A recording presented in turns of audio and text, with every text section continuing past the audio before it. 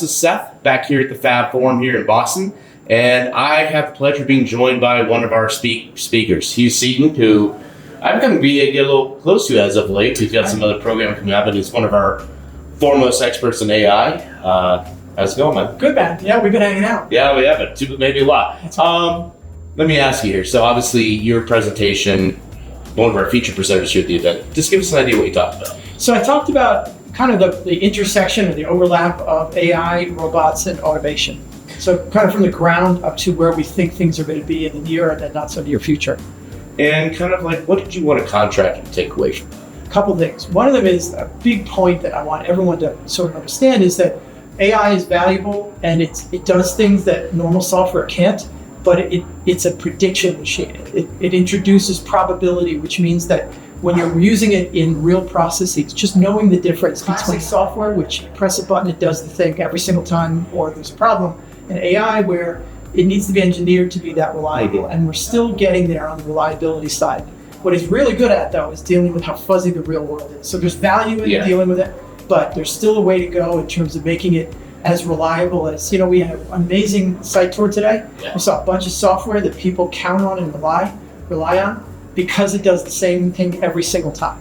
And the reason you're not seeing AI there is because there's still a way to go. And that's just as true for a robot using AI as it is for ChatGPT.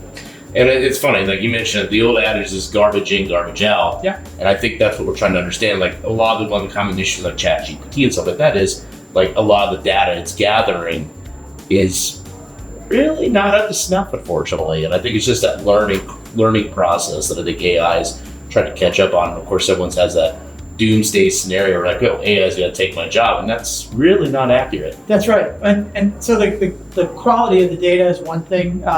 The other one, though, your second point you made, it's worth noting that what AI can do very often is the easier stuff, but we forget how social and how judgment-based construction is. You're solving problems not just because of what's in front of you, but because what you know otherwise. Either because you've had 20 years doing it, or because you were on the right phone call, or somebody called you and told you about it, or you've seen this problem before. And the problem we have with it, no matter how smart it gets, it's not going to know the context that a human does. It's certainly not within the time frame we care about.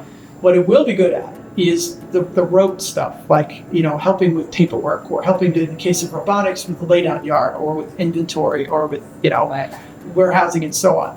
So there's a lot of value that we'll see in the short run and in the medium term. But the idea that it's going to take over from the thing that, if you think about why you really hire a tradesperson, of course there's work and moving stuff around, but a lot of it, the real reason why a professional is hired instead of me is because of the judgment, experience, and intuition that they bring. And that we don't even know how to do AI. It's not a question of making it better. There needs to be a new path for it to be able to do that. We're not there yet. And I mean, down the road, 10, 15 years, where do you think I'm just talking practical applications. I'm not talking the pie in the sky stuff that people are like flying cars and all that nonsense. I'm talking, where do you think in 10, 15 years there'll be the practical applications for AI? That's a long way out. So I got to be honest. I think that one of the points I made today is the industry has more ability to shape this path than we sometimes think. Sometimes we look at things like AI and we think, wow, this is a technological wave and we're just going to have to survive it. But we get to choose, you get to choose, contractors get to choose what you adopt, what you tell the people building these products, that this is what I need it to do and I don't trust it to do that, or I don't want it to do that.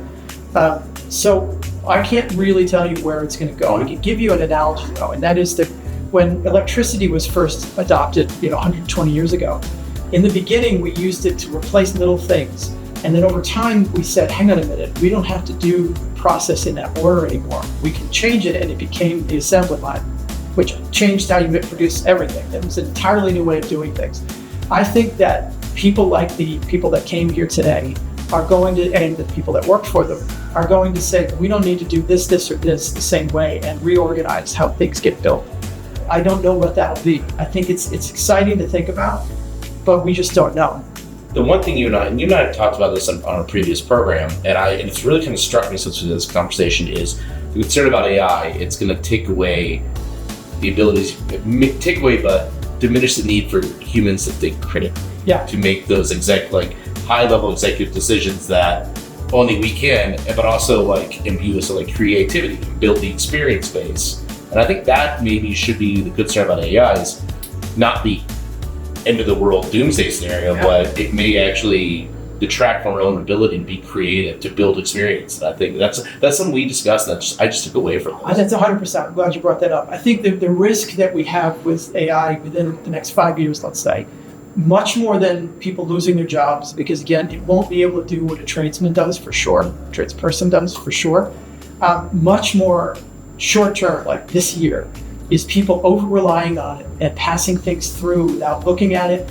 Or, I mean, I've heard stories about people basically not doing anything that did involve ChatGPT, whether it's writing an email or thinking about something or what. I mean, like, are you kidding me? So I think you're going to have, as managers, as business owners, and as individuals developing your own career, really important to not fall into the trap of over relying on AI. It is a tool. It doesn't replace thinking, and more importantly, if you let it, it'll diminish your own ability to think. It'll certainly diminish the habit. Critical thinking isn't just a skill; it's a habit, it's an attitude. And if you're not in that attitude anymore, you're going to get caught with really stupid things because you haven't questioned things that are like, wait a minute, what? And that's a lot of the value. Someone saying, I'm looking at that, and that shouldn't be there, it should be over there, or it should be this way, whatever it is.